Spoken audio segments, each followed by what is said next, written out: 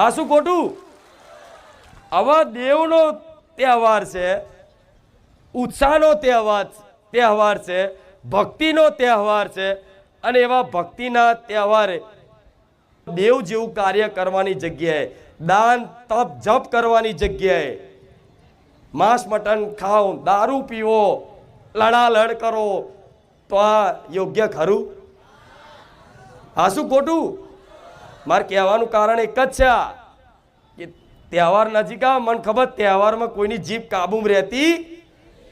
હા, કોઈ 4-5 મિત્રો આયા અને હારી બોટલ તોડે કે લાવો હેડો તાર માં ખુખાર મેળી, માફ કરજો હો, હું પહેલેથી નારિયેળ મોની લો કે નારિયેળ વધેરી દઈશ. શું કે નારિયેળ વધેરી દઈશ? પહેલેથી મોનતા નહીં. જો અડાર્યું ઘૂંટો જ્યો ઓકાઈ થકવાડી નાખી.